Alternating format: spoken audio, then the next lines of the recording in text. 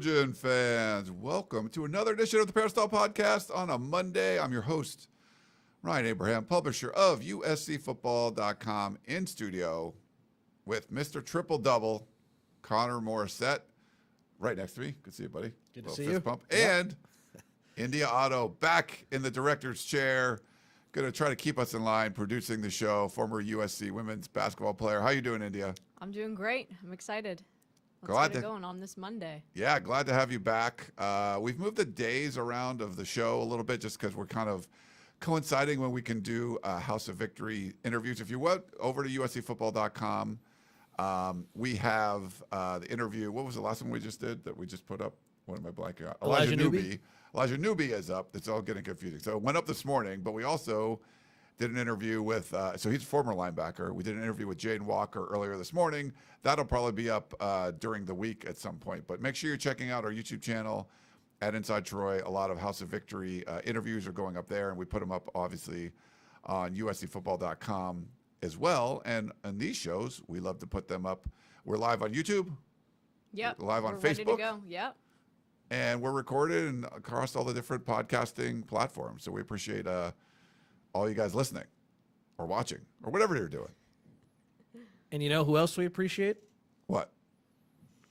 That grocery store we love so much. We love Trader Joe's very much. And I posted on my Instagram story some breakfast tacos that I made. Those did look really good. Yesterday. I saw those. It was pretty legit because I had made some fish tacos and I had some leftover tortillas from Trader Joe's, so I got those in there, and I think I got an Instagram message from somebody that was like, was everything from Trader Joe's? And I'm like, almost everything. So I went to the 4th of July out to Temecula for my cousin, and she has a chicken coop out there, so I brought fresh eggs back. So I used some non-Trader Joe's eggs just because I got them from the chicken coop, but everything else, the tortillas and the bacon and all that came from Trader Joe's. But yeah, it was good. I put some of the frozen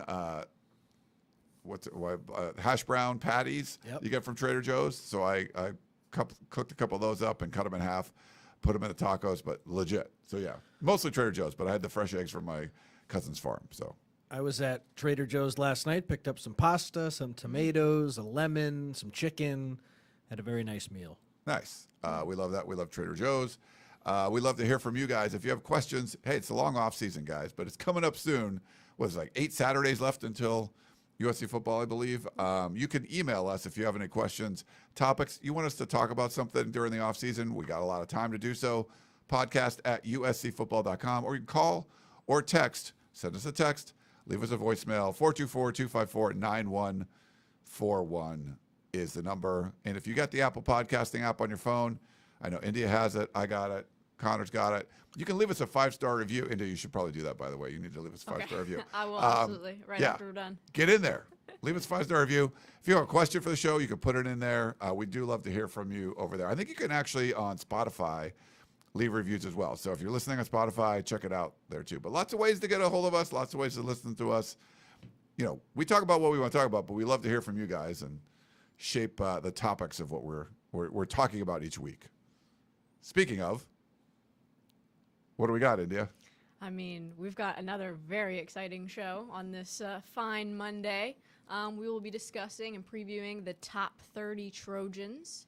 And also, a couple days ago, we got an exciting commitment from a top wide receiver. So we'll be discussing that. And then we'll get into our break and get some questions from you guys. Yeah. So if you're watching us live, put questions in the chat on YouTube or Facebook, because we'd love to hear from you. But as India said, what's the top 30 Trojans? So if you're not familiar, we've been doing this for several years. So what happens is, how the sausage is made. Shotgun sends out an email to the whole staff, USCFootball.com staff, and is like, who are the most, and for us, top 35 important. So you can define important different ways. I tend to look at it as irreplaceable. If that person got hurt, how much would the team suffer? So that's sort of how I prioritize the list. But then they will compile all the lists from everybody and then come up with a definitive top 30 list. Connor and I, we've kind of looking at our list. We seem aligned, maybe not so much with the rest of the crew, so we can we can kind of bash them a little bit on this one. But yeah, so they put them all together, and then we slowly reveal from 30 on up who the top 30 Trojans are heading into 2025. So we have 4, I think, that have been revealed right now. And we have the first 5 out, so I can start there. But any complaints, direct them at Chris and Shotgun, who made the top 30 list. No, They kind of. it's not easy, but we have votes. We definitely have some stuff to talk about. We have votes, but we aren't tabulating the. They sort of put together who they want at the end, and they probably should weigh our votes more, I think. I agree, and I will post my top 30 list once it all comes out. Once the number 1 player comes out on the Peristyle, just to show everyone how I voted. I did that last year, but let's start with the 5 players who just missed the cut, and we can get into who we feel like got snubbed. So the 5 players who just missed out: defensive lineman Jade Abasiri, quarterback Hassan Longstreet, who projects as the backup quarterback, tight end Lake McCree, who should start, defensive back Marcellus Williams, and linebacker Jaden Walker. So just starting with Jade Abasiri, he was the one I had the hardest time leaving off of my list.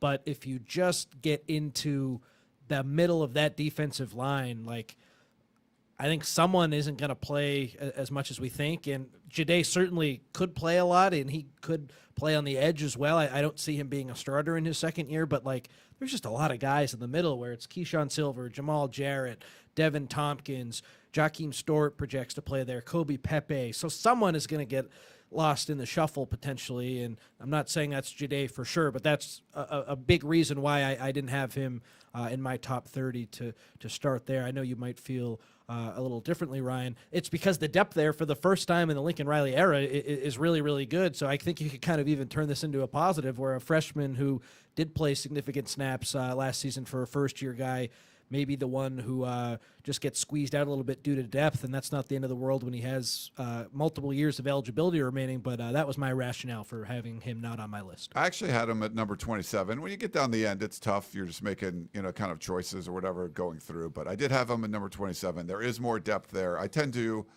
if like a linebacker, for instance, there's not a lot of depth there, so I put a higher priority on that, but I felt like he was a contributor, and we talked to him, and I kind of was impressed. Oh, very impressive kid. Really impressed. So I kind of felt he was going to, my gut was he was going to play a bigger role. So that's why I had him in my top 30, but I get it if he was on the cusp for you or just out there. I didn't have Hassan Longstreet on my list because in an ideal season, he's only playing in garbage time. I did have Lake McCree, and I know you did too, Ryan. Because I had him way higher. I had him 20. I had him. For them to leave him off. What are you doing, guys? Come on. I had him at 27. I understand with him it's because he's battled injuries, but he's the only proven tight end on the roster. People have high expectations for the younger guys. I understand, but I anticipate him to go in and be the starting tight end. And he got off to a pretty solid start last year before getting hurt in that Michigan game. So maybe if he can get back to that form at the beginning of this season, we could see him have a little bit of a boost. I also felt he's a starter, yeah, and that's the thing. And I can't leave him off the list if he's a starting. And I think the vibe I get coming in is every year you've heard that why haven't they used the tight ends more? Why? Sometimes you sort of make a point of doing that, and I think this might be the year where they do that. So I feel like he's probably going to be, a top 20 kind of guy on this team. So for him to be others receiving votes, it's kind of a weird one for me. I don't know why you wouldn't put him on your list. I was trying to find guys. You're he might be, there's a lot of non-starters that you were having to consider. He's a starter, so I'm considering, I would put him in there. I feel the same. I felt like Marcellus Williams got snubbed as well. He may not end up being a starter at corner, but I think he's a guy who will play a role this season. I didn't have him on, but just it's kind of depth there. There's a lot of dudes, and you sort of have to pick. It's hard to put them all on there, so you could pick. But yeah, if you feel like he's going to be the guy, he's got a lot of talent, so I could see that. But yeah, I didn't have him on there. Then the last guy, Jaden Walker. The addition of Tamir Robinson probably hurts him a little bit, but Lincoln Riley did say in the spring that Jaden Walker will 100% have a role on defense. So I had him at like 34, I think, or 33. So I had him 33 also. Oh, there you go, Ryan. We have a boom. lot of synergy with our list. So I don't know what the rest of the, or I guess him being in the first. What are these clowns doing? No, it's good. Well, we agree on that. We all do. But a couple of guys we don't, Lake McCree, Marcellus Williams. But you're right. It is challenging when you get to this point in the list. There's just going to be guys who just miss out. Yeah, I think Rob Ryan said he's going to be a contributor as well. So, like, have him up there somewhere. And that's a spot that I put importance on, and, Eric Gentry and Desmond Stevens, just because there's not a lot of, or proven anything after those guys. So to me, those guys get higher up on the list, but someone to kind of step in that role. And, I think I had Robinson on there too, but I think you have to have Walker. I mean, I had him in the top 35, but wasn't sure what kind of contributor he would be. But, it was impressive talking to him today, so we'll see. Should we head to the first of the 30? Yeah, let's go. So this was number 30, Prophet Brown. Number 30, Prophet Brown. I wrote this story. He is a last year of eligibility guy, a redshirt senior. I forget if this is I think it's his 5th year. So this is his final year of college. So no COVID year. I don't think. Are we done with the COVID year? I think that's over, right? Yeah, no more. India's like nodding her head. She's women's basketball, right? You guys, the last of the COVID people are out. Yeah, my class was the last COVID class, so class of like 2019, and it's done now. Yeah. Wow. Okay. I don't understand it though, because there are some people who will use their COVID year, or they've already used it and they have like another year of eligibility remaining. It's crazy. Some guys have just so much eligibility. It doesn't make sense to me. Some of the guys who get a year and some of the guys who don't. But anyway, Prophet Brown is back, and I think the addition of Chasen Johnson from the portal, the UCF cornerback, that hurts him from a cornerback perspective, like a true outside corner rotational guy. That's where he's been taking some reps, but he's also been taking reps at nickel, and his future this season maybe at the nickel spot. He could have the inside track potentially to start there. So he was a tough guy to rank because you don't totally know if he's a starter right now here on July 7th, but he has a chance if he has a good fall camp to emerge as a starter. What's interesting, Ryan, is we heard that Kamari Ramsey had been playing a little bit of nickel safety in the offseason, which allowed Bishop Fitzgerald and Christian Pierce to play together. So maybe there's a world where Ramsey is rotating in on that nickel spot, and then that, of course, would hurt Brown if Ramsey's playing there. But if Kamari Ramsey is playing his traditional deeper safety role, then you look at the other nickel candidates for USC. Brown is probably the leader in the clubhouse, but it's Kennedy Urlacher, it's Marcellus Williams potentially, it's younger guys. There's just not really too many other players on the roster who project as nickels right now on defense. And comparing him to Greedy Vance last year, Greedy Vance played 11 games, over 400 snaps last season. He was a big contributor. There's a role in an ideal situation for Prophet Brown to slide into that Greedy Vance position, and I think Greedy Vance was a top 30 guy last year. We'd all agree on that, and Prophet Brown has the chance to be that, which is why he's number 30, but it's hard to project that out right now. And I had him much higher. I had him in the teens, and again, mostly because of, if you look at the depth behind him, like you had mentioned, I mean, like we're going to talk about Kennedy Urlacher in a second, but, someone that played special teams at Notre Dame last year, is he, I'm not buying the, Ramsey going to come over and play nickel. Maybe he does. I'm not sure. But I feel like he's just so good at where he's at that they're probably going to keep him there. And you're talking about a starting, nickel. And I know Danton Lynn would like to get 3 linebackers on the field, but 2 of them. And I think it's going to be hard to just keep depth behind them going. So if there was like a big group of linebackers that maybe you play more Big Ten schedule, 3 linebacker kind of, formations, then you would see less, Greedy Vance type play out there. But I just felt like he's going to end up being, playing a lot of snaps, having a big role. And I just didn't know who's behind him that's proven if they don't move somebody else. So that's why I had him higher. So I would have an issue with him being only at number 30. He's played a little safety in his career. He has played primarily cornerback. The cornerback competition, though, is just so challenging, which is why I see him more as a nickel. not only did they add Chasen Johnson, but DJ Harvey looks like a contributor. I Yeah. think DeCarlos Nicholson is going to be a contributor. So right there, we didn't even bring up Marcellus Williams.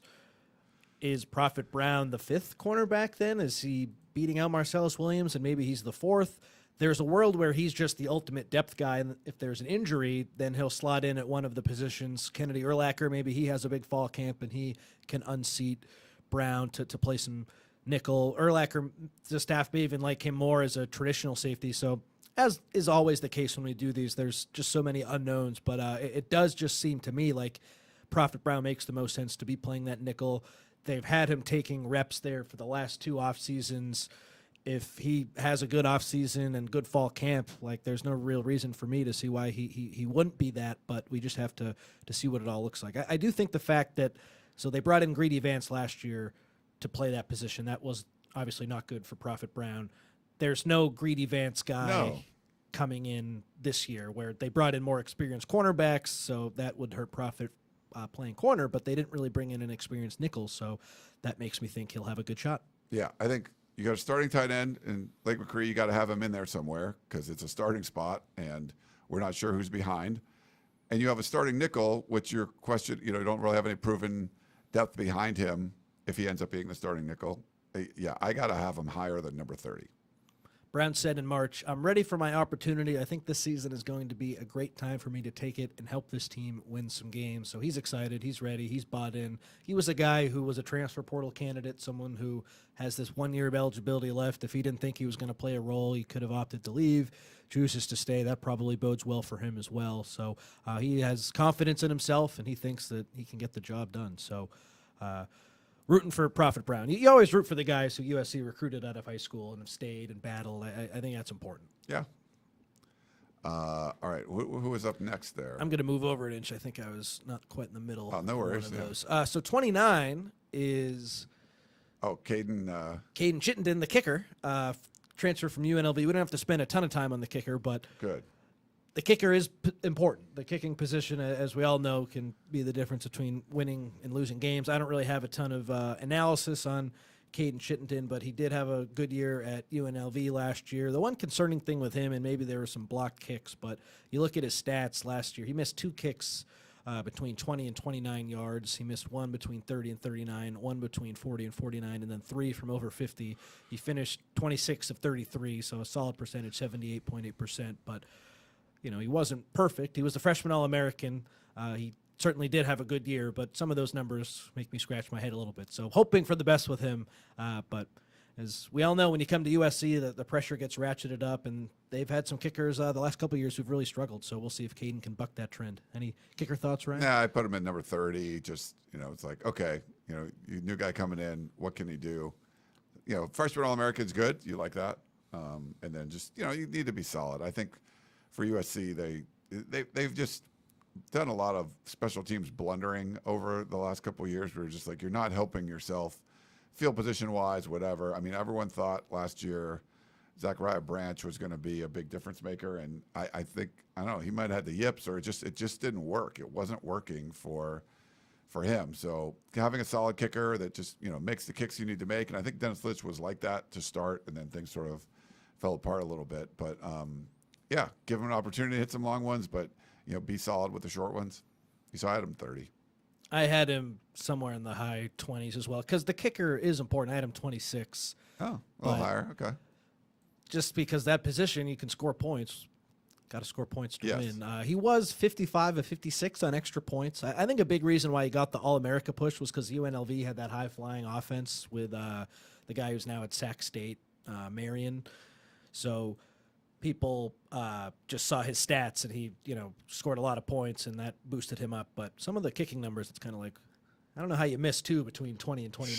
But anyway, we can have that conversation on a different day. So on to number 28. This is one that left both of us scratching our heads, Ryan. The first real time, I'm looking at Chris and Shotgun. I'm like, I don't know if I totally get this one. They have, or I guess I should say we have, because it's all of us, Kennedy Urlacher at number 28. The defensive back transfer after spring ball from Notre Dame, who was largely a special teams player with the Fighting Irish last season, can play safety, can play nickel. He's versatile, but I think we both agree we don't really see a clear path for him to get on the field on defense, so this ranking doesn't make a lot of sense to us. It doesn't. I certainly wouldn't have him ahead of Prophet Brown, who's probably going to be your starting nickel. So yeah, I don't get this one. Maybe we could talk to Chris and Shotgun about it. I know they're going to produce some podcasts that are revealing these and talking about those as well.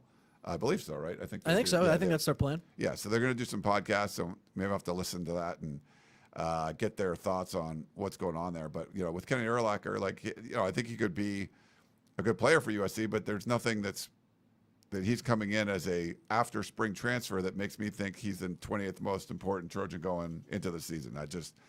Head scratcher for me.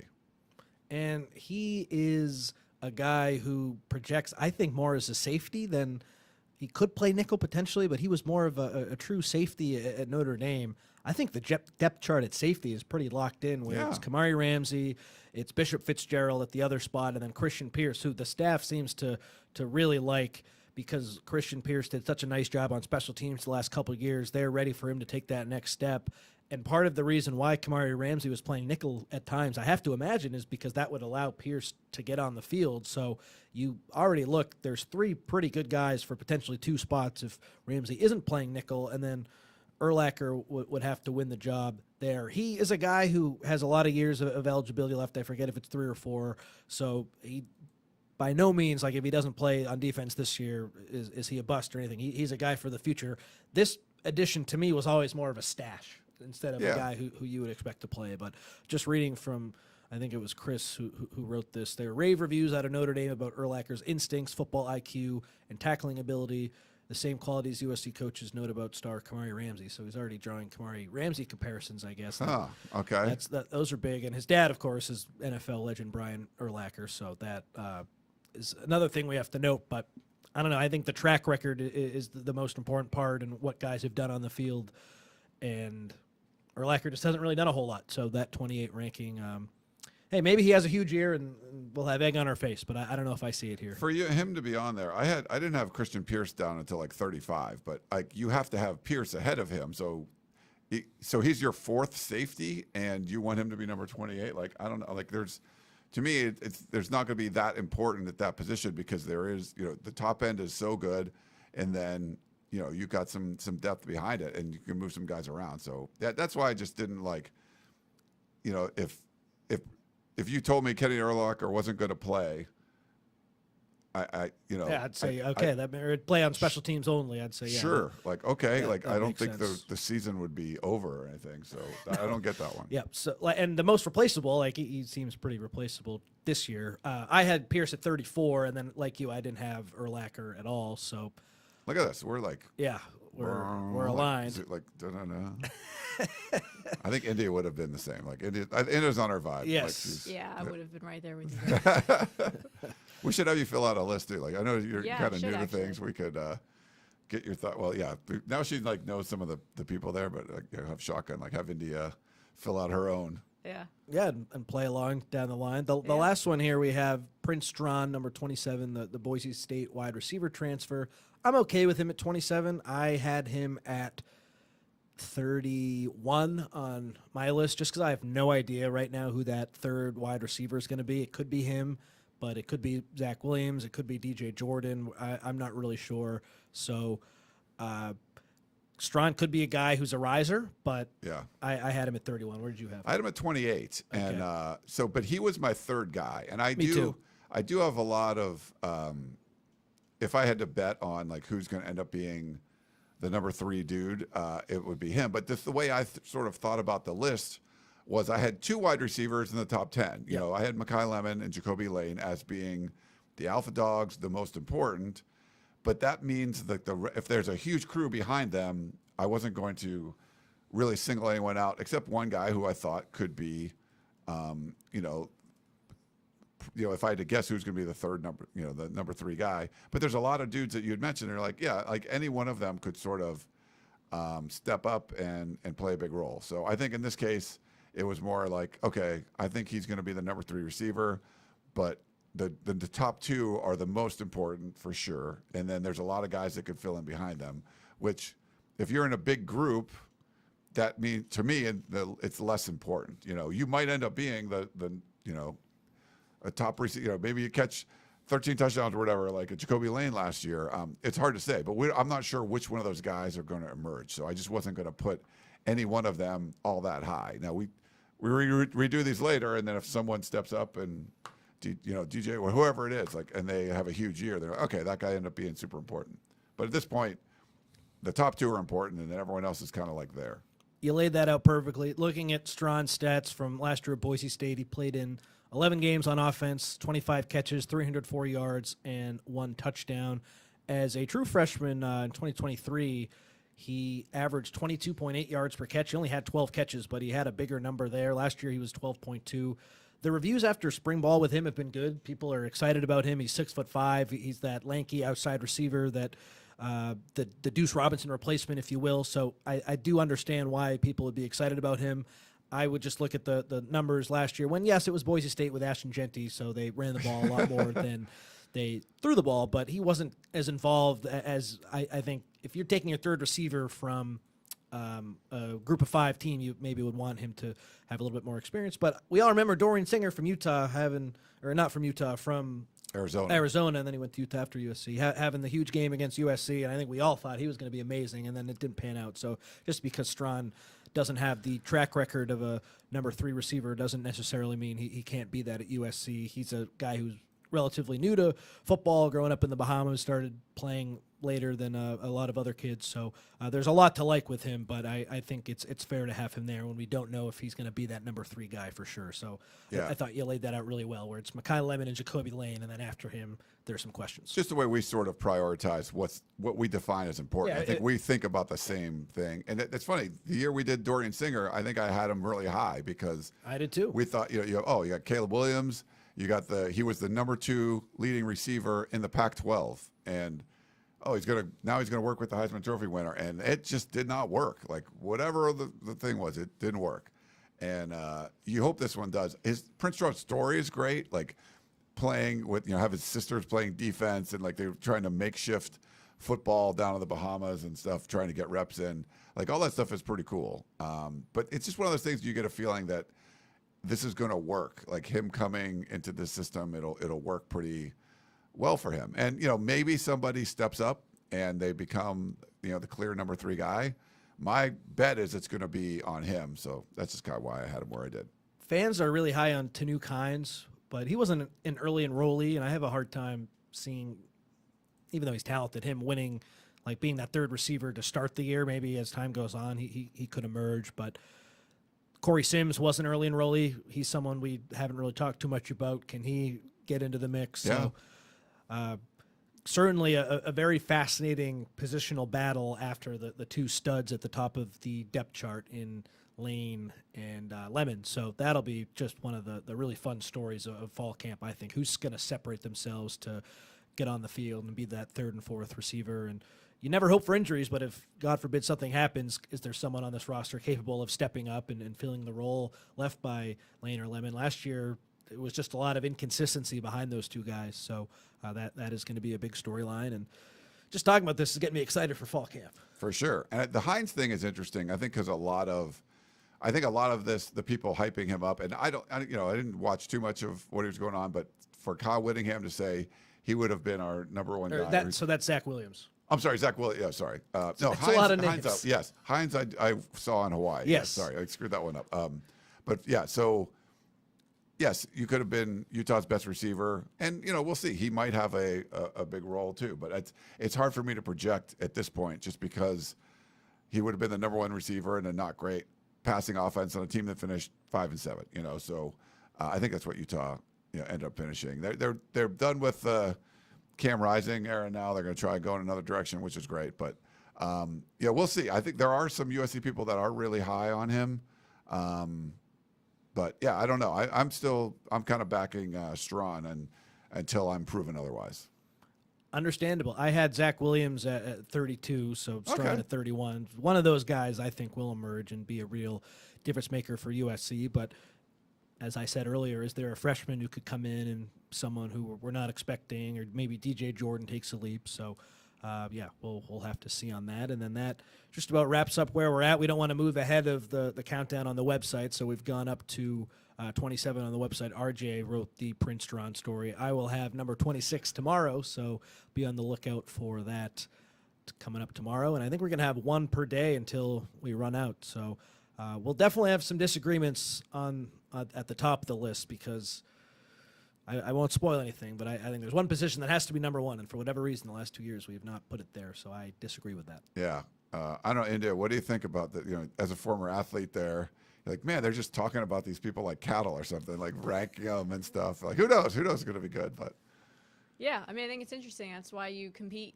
and you have people who come out and surprise you, and then you have people who, know are going to be solid and know what you're going to get from them. So I think towards the bottom of the list, you can have people changing and injuries happen, but I think the top is pretty standard on where you'll have people.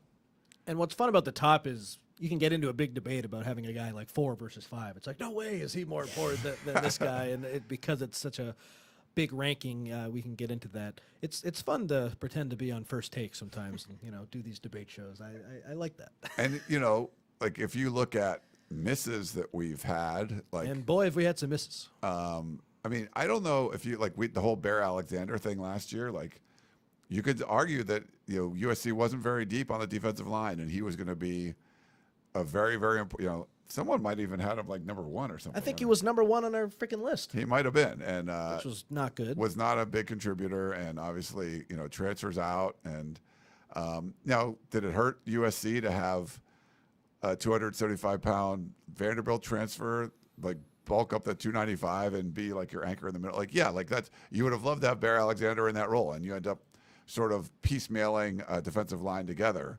And I think that's why some of the optimism is coming around, because you did have to cobble together a defensive line, and you're still very effective as a defense, much better than the year before, just weren't great at forcing negative plays. Pretty bad on fourth down, even though good on third down. And now, with a better defensive line, this might be. But yeah, I think we felt he was very important because he was like a rare commodity, and he didn't really even get to contribute. And he was important the year before. We all remember what happened against Utah, but they didn't really have a lot of great guys in the middle of that defense that year, and he played a ton. And then for whatever reason, he just stopped working as hard, and then he transferred. We don't have to relive that saga. We're on to bigger and better things here. I know fans don't want to. But we had him as very important last year. And then I think if he had given it all, I think he would have been. But if he was, USC probably is not 6-6. I think it sort of almost proves the point. He was going to be important, and when he failed to be a huge contributor, USC didn't get pressure. They didn't get sacks, and so you could argue that made sense. I don't think though he was number 1, but he was up. He was a top 5 guy, top 5 for sure. But I don't think he deserved to be number 1. Yeah, and if USC went 11-1 and we said he's the most important or one of the most important Trojans, then it wouldn't have helped our argument. But we felt he was going to be really important for USC to be successful, and then they weren't successful, and he wasn't a contributor. So it's sort of, I guess it jives a little bit with what we thought, I think. So hopefully there are no colossal busts like that on this list. Yeah, you don't want like a top 5 guy just busting out like nothing. No, and the quarterback play is a huge part of it, and Miller Moss didn't have as good of a year last year as I was expecting, and I think a lot of fans were expecting, and that certainly was part of it too. But hey, we're reliving last year. People are ready to take that step forward, talk about the 2026 recruiting class. And India, I know there was some news on that front if you want to. Yeah, speaking of 2026 recruiting class, July 4th was extra exciting for Trojan fans as we got a really big commitment from a 4-star wide receiver. So guys, what are your thoughts on the commitment from Boobie Feaster? Yeah. First of all, incredible name. Got to start there. Boobie's great. We were talking about, I'm like, it sounds like Friday Night Lights, and that was Boobie. You mentioned Boobie Miles was like the kid that got hurt, and and it was like the knee, and it was just bad. But that is very cool name as far as Ethan, right? Is it? Yep, Ethan. Yeah, Ethan is a real name. Real name, but goes by Boobie. Just a dog. He's a young guy who reclassified, so he'll be 17 when he gets to USC. A young, talented kid. He's 6'1", 180, very athletic. He has the chance to be able to contribute early, even though he will be young. But he plays at DeSoto in Texas, which is one of the best programs in the state of Texas. He had a long-standing relationship with Dennis Simmons, USC's receiver coach.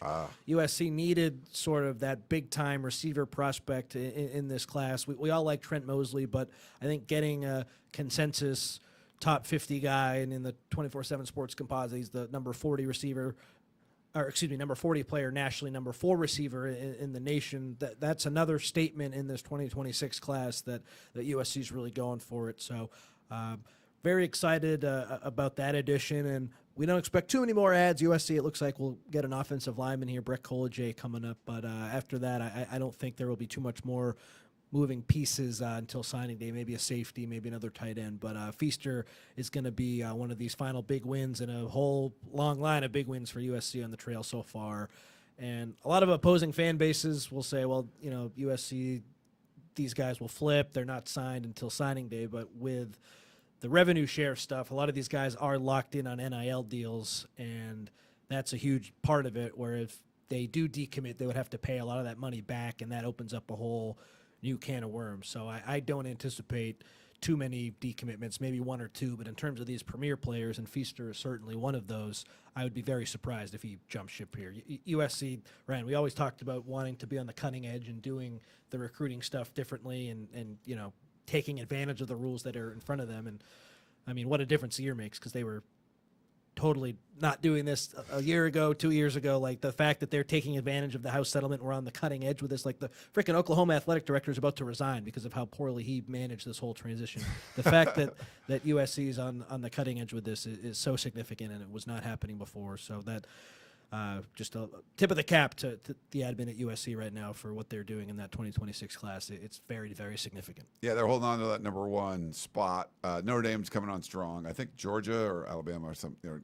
It's coming on. Georgia's coming on. Notre Dame is coming on. Alabama's had a good few weeks, and I think even if USC doesn't get the number 1 class, the damage is the good damage. Like, is done. Like, they've done a really nice job. So fans, I'm sure, want number 1, but like, if you finish number 5, and maybe that's a little even too low here, I still think that they've put together a hell of a class. Yeah, top 3 would be a great finish.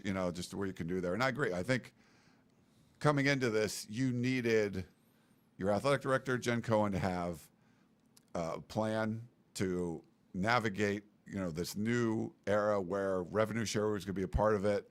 What can you do? Not reacting to what's happened, but being proactive. And USC for years was just slow to react to changes in the sport. And in this case, you could tell that they were very proactive and bringing in the kind of personnel staff that they did, having, working with Lincoln Riley, the whole coaching staff. I think everybody worked together to make it so you would be able to lay the foundation for this 2026 class. And we've seen some big commits before, and they decommitted. You had one, decommit out of Georgia. But outside of that, I think for the most part, you're going to get the people that you wanted to bring in. A lot of them are local. They're locked in, like you said. And this is how you really want to build the class. And I think it was a great effort from everybody. But you needed an administration that could see into the future, and maybe you weren't exactly right, but you were going to come up with a plan for how you think this House settlement was going to impact things. You needed a head coach to buy into that, and you needed a personnel staff with Chad Bowden and those guys to recruit to that and evaluate to that and know when to walk away from a deal, know when to offer more money, and do it in a way that it works like this. So, and I think the philosophy of majoring in high school recruiting, minor in the portal is working. So yeah, this was a big turnaround from sort of, tripping over your own 2 feet in the recruiting world to, wow, these guys really have dotted every I and crossed every T, and it's working out really well. They've done a nice job too of balancing the financial piece, where they're okay with paying a significant amount for some of the top guys, but then it's a case-by-case basis. It's not like they're shelling out a ton of money for everyone in their class. It's a case-by-case basis. The top players will get a little bit more, and that's a tough juggling act to have to go through. And as time goes on, does that lead to stuff in the locker room? Who knows? But like, that's what you have to do to get these guys. And the whole point of the game is to get the best players possible. It's not what USC was doing the last couple of recruiting classes. So in my opinion, this was a move that needed to be made. They've made it, and there's a reason a lot of these top guys are locked in, and the relationship piece is huge, but they are making a financial commitment to a lot of these players as well, which was the missing piece here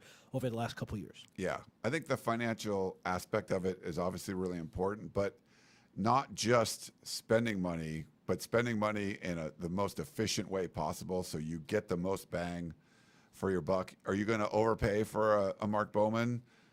Yeah, I mean, by all accounts, you think you need to do something like that. But it's going to be strategic. It's not just, well, who's next? All right, well, let's just offer a bunch of money and hopefully it works. Like, I think if they're offering someone a bunch of money, it's not just for the sake of doing it. It's for, we have a reason why that we're going to be the highest bidder for this guy. But this other guy, we're not going to be the highest bidder, but we'll be high enough that he's going to stay local and stick with, like, I think that's the kind of spending that's going on, that you don't just write big checks all the time, because the money's not free. I mean, there's a lot of fundraising that needs to be going on. There's a lot of, just trying to get people to back USC's NIL efforts. And they don't have a situation like you have in Oregon where you have one mega booster that's willing to write a lot of checks, or what you're seeing at Texas Tech, which is changing a lot of things. You got a former, I don't think there's any former USC football players that are billionaires in the energy world, and that's what Texas Tech has. And, if you're just willing to write $1 million checks here and there, you can get a lot of dudes. So I think there's been effort on the fundraising side to try to put these pieces together. But then also, I think anyone that's a bigger donor that's donating 7 figures or more to this effort, they want to see some results. You're not going to get a return on investment like you're buying a stock, but you don't want to see the team go 6-6 if you just paid a few $1 million to help them build the roster. I think the good thing is the way this roster is being built with Chad Bowden and everybody, and how they're recruiting with the staff, is they're going to feel confident in the money I gave was well used. I think that's one of the most important aspects of this, where you might not think about it, but you're more willing to donate again if you feel like, okay, I gave a whole bunch of money and they used it in the right way, and this is how they got this player, or that's how, if they were just throwing money around and wasting it, they used it in an efficient manner. And then I think that gets guys, men and women who want to donate to this athletic department and to the football team specifically, more willing to do so again, because they feel like they got bang for their buck. The last thing I'll say on this is they have 17 top 24/7 commits in 2026. And Ryan, we're not stupid. Half of these kids aren't going to work out. Someone's going to transfer. It's not all going to be perfect. But when you can stack that kind of talent, you're going to have some hits. And that's just what's been missing the last couple of years, where they're relying on, oh, man, we need all these guys to hit in order to be good. If you have this kind of a class with 31 commits, some of those guys, we all know, won't hit, but some of them will when you recruit at the level that they're recruiting. And I think that's a big piece of it, too. They understand that, and that's why I think, if you're a fan of Georgia, you're watching this and it's like, oh, it's USC, they're going to decommit, this is all going to go away. But it's completely different than what it's been in the past. These guys will stick. Half of them will hit. The other half probably won't. But that should be enough, I think. And that's really exciting. Yeah. All right, India, I think we're I didn't think we had much to talk about. And then look, here we go. Always have a lot to talk about when it's about USC football. All right, so we'll take a quick break, and we'll come back and answer some questions.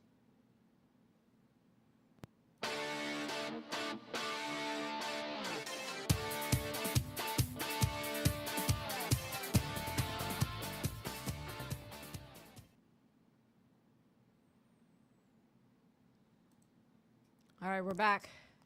Hope you didn't miss us too much. We'll dive into some questions. Yeah, I don't have much on my end of it, so it's pretty much just chat ones. And yeah, not we just got some chat ones. Okay. First question, is the 2027 class going to be just as strong as the 2026 class? In general, the 26 class, especially in California, is one of the, that's one of the reasons that they told us that they were going to go hard locally, because it's such a good class. I do think in general, though, seeing the success you've had in 26, you're going to put similar effort into 27. I think the biggest difference is the game has changed there was the front loading for 2026, and USC was probably on the cutting edge of doing that better than, as good or better than I think anybody in the country. I think 2027, depending on how this House settlement, like how it's all regulated and policed, it's technically probably going to be more of a level playing field, and maybe you can't get the big start that USC had, the head start. But I think the effort's going to be there. It just might be a little bit different because USC sort of got out in front of a lot of people the way they were recruiting with the front loading. I think it's going to be smaller quantity-wise, but they're still going to compete with the top players and try to make it a very quality class. But they're like the whole build was build through 2026, and then 2027 will be a little smaller for all the things Ryan said. But then just also, I think they want that 2026 class to be the baseline, and then they'll just add select pieces moving forward. So I don't think it'll be like a 35-person class again. Maybe it'll max out at around 20. It's going to be a little bit different moving forward, but that's not to say USC won't be competing for the top players again.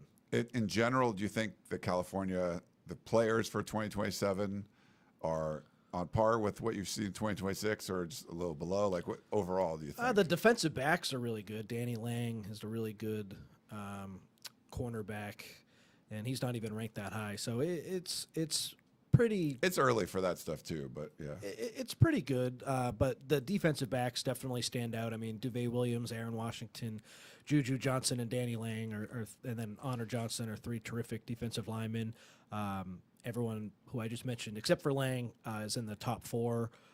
So there's some good talent. USC really likes Quentin Hale, the receiver from Cathedral.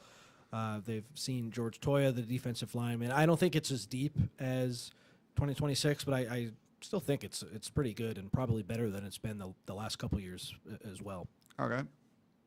Next question we've got. Will Lott commit to Oregon or other team now that we have Feaster, or is there a chance that we get both? I don't think there's a chance that USC gets both. I can't say where he'll go, but it's based on my understanding. It was either Feaster or Lott. USC got the commitment from Feaster, and so they're good with their wide receivers now. You want to talk about who Lott is, just real quick? Jalen Lott is another talented receiver out of Texas. He took an official visit to USC, I think the second official visit weekend in the summer. It looked like USC was in a good spot for him. His sister's on the track team, but look at what happened with Rider Lions. Just because you have a sibling at the same school in this crazy era now doesn't necessarily mean you're going to go to that school. So I can't speak to exactly why Lott waited to commit at USC. It seemed like they really wanted him, but I think the fact that he did wait hurt him, and it looks like it's either Oregon or Texas. Yeah. Another question. Do you think Riley will be able to squeeze Boobie into the lineup, or will there be a lot of competition there? I mean, who knows what it's going to look like? That's now 2 years from now. Are Lemon and Lane NFL bound, or one of those guys coming back, or both coming back? That is going to be where I'd start. Who knows in terms of the younger guys? It's a long way to go. I always lean towards I don't expect him to play that first year, but I know other people feel differently. Like the guys who are going to play as true freshmen this year, it looks like it's Jakeem Stewart, and then it's a little bit of a drop, and maybe it's D. Reddick, the safety, but even him, he wasn't early enrollee. We don't know. It's just so hard to do. So it's possible, but I don't know if I'd bet on that. Yeah, that's Steven from Facebook with the question. So thanks. Thank you, Steve. Yeah, I'm glad we got some Facebook viewers live watching and commenting on the show and asking questions. So thank you guys for that. Steven's got another great question. Oh, okay. What do you think is the biggest threat to that 2026 recruiting class? If Lincoln Riley doesn't call plays better and USC goes 6-6 and he gets fired, I think that would hurt the class. But I do think there's a lot of infrastructure. It's so hard to project it out, but there is good infrastructure in place where if that being the worst case scenario were to happen, there's a chance that I could see USC still holding on to some of those guys. Obviously, people would leave, and you wouldn't be able to keep everyone. But I think it's if Riley has a bad year personally, gets fired, that would really do damage to the class. Yeah, I think the class is, like you were talking about earlier, I think it's going to be solid. Like the way it was built, I think it's a situation that you're going to most likely keep it together unless there's utter chaos, like a terrible year, coach firing, or coach leaves, or whatever, something like that. Then I just don't think outside of, it's like a natural disaster, you're going to have like a class Hopefully there's fall nothing apart. like You might get a couple of decommit. No, I mean, not an earthquake, but I mean, in the scope of college football, some kind of disaster. Like you're like, oh my God, I cannot believe that happened. It might be a rash of injuries or a scandal on the team, and the coach. I mean, there's something like wacky that we've seen wacky stuff happen in college football. It's not like unprecedented, but outside of that, I think you could maybe a kind of bad year and like lose a couple of guys, but I think for the most part, the core of this class is staying together unless it's like something big happening. It's a little bit of an apples to oranges comparison, but after Alex Grinch got fired, Lincoln Riley called all the defensive recruits in that 2024 class and said, look, I know what we put out on the field wasn't good enough. I'm going to do everything in my power to get this thing righted. And if it does become a worst-case scenario for Riley, I could see Bowden and Jen Cohen making similar calls with the financial piece as well, helping them out. That could lead to some guys staying in the fold. But like Cameron Fountain could have left, he's stuck around. Marcellus Williams could have left, he's stuck around. Carlin Jones was a late addition. Elijah Newby, who we had on last week, he was a guy who could have left, and Riley called him and said, I'm going to do everything in my power to keep you or to make sure you get the best defensive coaching. So that class wasn't tremendous. Desmond Stevens was a part of it. He projects to be a good player, but like they didn't really lose too many or maybe even any high-profile defensive players after making that change. So, again, it's an apples to oranges comparison, but that just shows you if there is a big change, that doesn't necessarily automatically mean that you're totally screwed. Yeah. We've got another Facebook question from James Wooliver. Any news on Brett College? I think it looks good. He is an offensive lineman who's on the same line as Kenai Pepe, the left tackle commit. So IMG Academy down in Florida. Yes. So it's a USC against Oregon battle. I think it used to be Miami was in the mix too, but it seems like it's now just Georgia and USC. And I'm getting the sense that it's going to be USC, but I have not heard that it's 100% certain, and we can see these things go back and forth, like Luke Wafel, the New Jersey defensive end, where he was going to USC, then he was going to Ohio State, then he was going to USC again, and ultimately he lands with USC. So I think it looks good for USC, but I am afraid to say it's 100% certainty. Yeah. We've got another question from Low SO. Do you think the O-line and linebacker play will be better this year?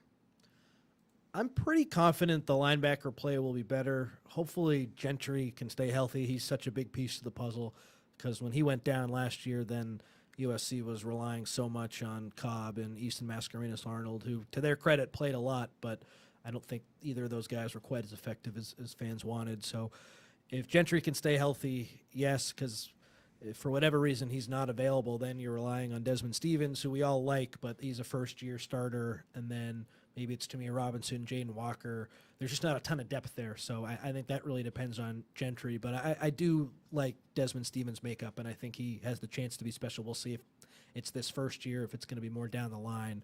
But there's a reason the staff likes him so much and is putting him in a position to be the starting Mike. And then the offensive line, I think it has the chance to be better, but I'm just so scarred from 2023 when I thought USC was going to the playoff and everything was good and the offensive line was going to be great with like Michael Tarquin and Jared Kingston and Monheim and Dietich and Mason Murphy, and those guys were not as good as I thought. This year, it's 3 new starters and then Elijah Page and Alani Noah. I like Page. I like Noah, but will the 3 new guys look good? It's so hard to say here. We just have to take the coach's word for it.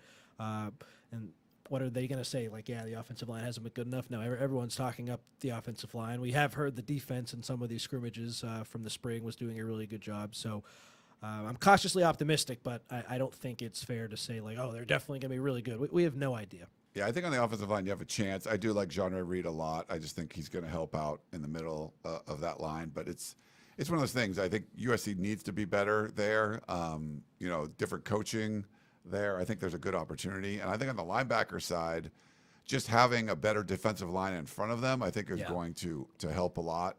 And I loved what Matt Entz brought to the table, and I think Rob Ryan can do the same thing, very similar. And I thought production went up at the linebacker spot last year, and I think Rob Ryan can keep that going. I think to have guys like Eric Gentry and Desmond Stevens learn from two really good linebacker coaches is going to help them. Like Connor mentioned, depth isn't great, but I feel like they can be more productive, especially having a better defensive line in front of them.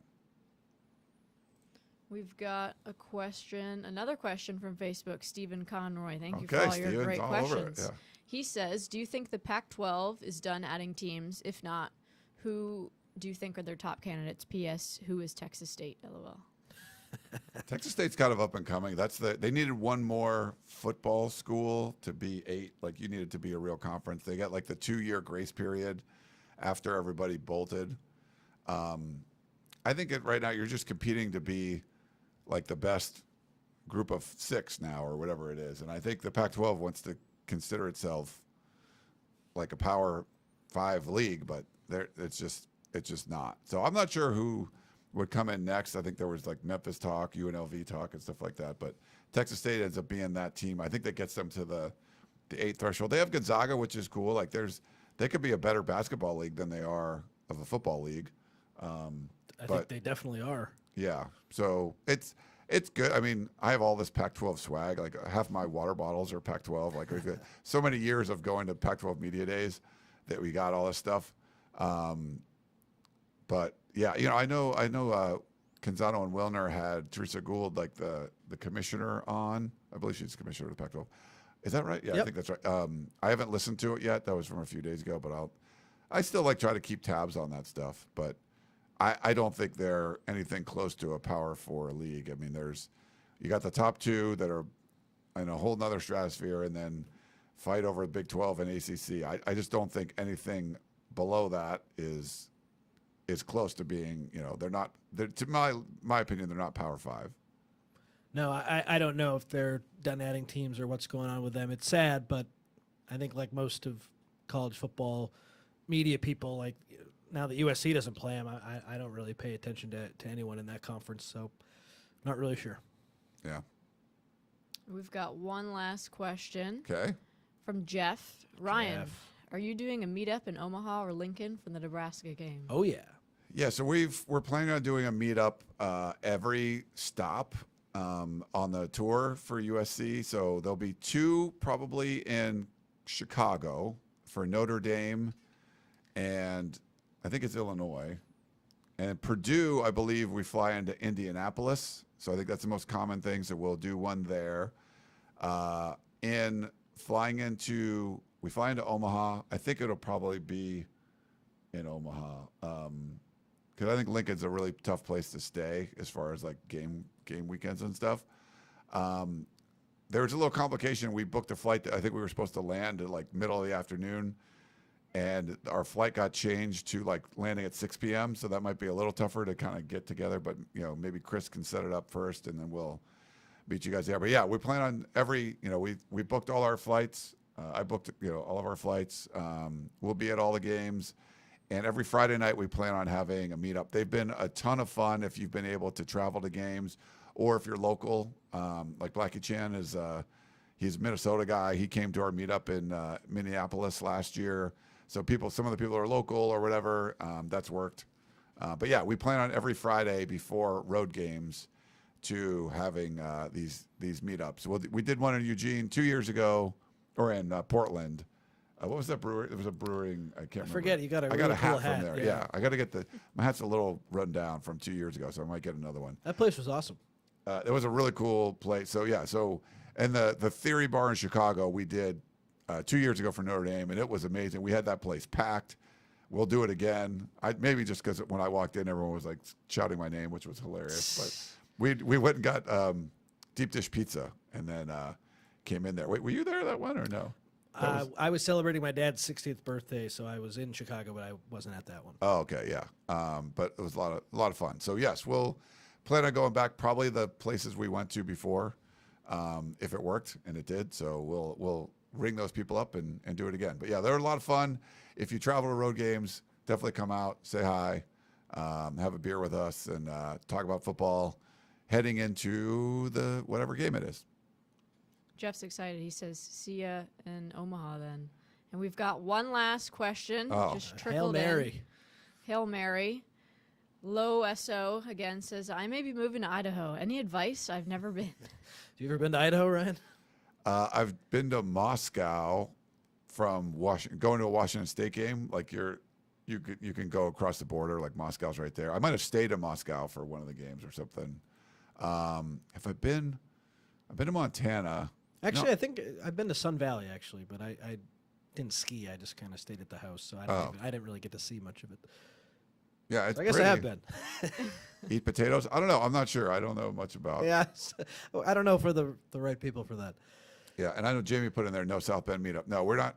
We don't stay in South Bend. We stay in Chicago. We drive in for the game, and we drive out afterwards. So same thing with Eugene. We don't stay there. We go to Portland, drive in for the game, and drive out afterwards. So our meetups will be in the bigger cities usually where we stay, not in the, we're not having like a tailgate there. We'll meet up or partner with like our buddy Paul or, USC Psycho Roy. Like sometimes they'll do tailgates before the games. A lot of times they do, and we'll direct people there. We'll show up there, and we can meet you guys, a few hours before the games in the city that the game is in. But for the most part, we're staying in in the city, wherever it is, and then driving into the game afterwards.